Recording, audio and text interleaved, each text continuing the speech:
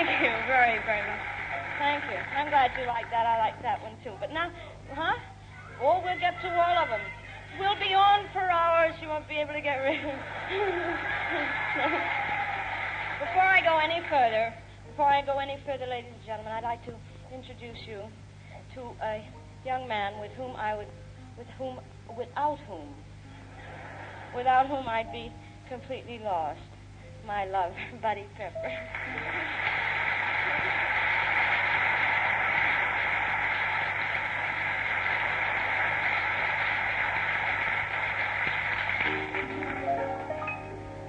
I know too well a girl should never, ever bare her soul, but my story is a bit too good to keep.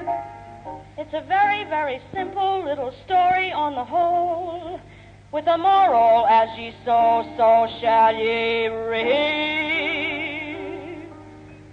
It wouldn't make a movie, a novel, or a play. It wouldn't make a song for singing strings. But this little story that happened one day was just, well, it was just one of those things, just one of those crazy things, one of those bells that now and then rings, just one of those things. It was just one of those nights, just one of those fabulous flights, a trip to the moon on gossamer wings, just one of those things.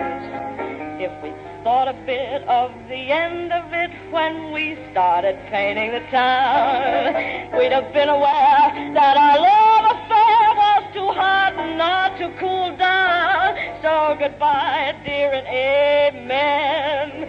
Here's hoping we meet now and then. It was great fun, but it was just one of those. You know, I've always said that an ocean liner could be the most romantic place in the world. There's something about being miles out at sea that makes you feel a little semi-detached from anything you left back on shore.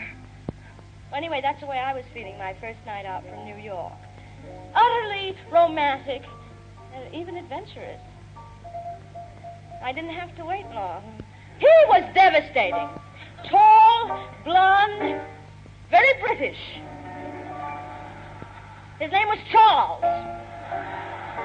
And I knew that he must have been an earl or a lord or something. He was very reticent. You know how Englishmen are. They just won't talk about themselves. Anyway, he told me that he had a spot in Blackfriars.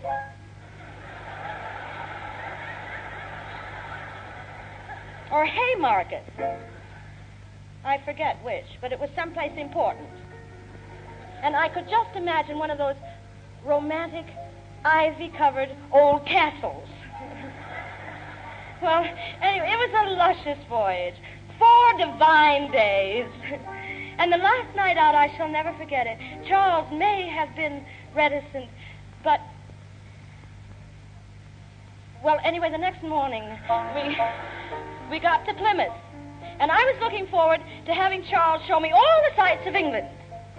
But when they lowered the gangplank, 2 very important-looking gentlemen in bowler hats came aboard, and they took Charles away with them. I knew it must have been Buckingham Palace or to number 10 Downing Street, someplace important. The captain was in a rage, and he said some extremely uncomplimentary things about Charles. But I put him in his place. I told him that Charles was an earl or a lord or something. And I told him that he had a spot in Blackfriars, or was it Haymarket? Or someplace important. And also that he had a very old, romantic, ivy-covered castle. But the captain just laughed at me, and he said, it wasn't Blackfriars.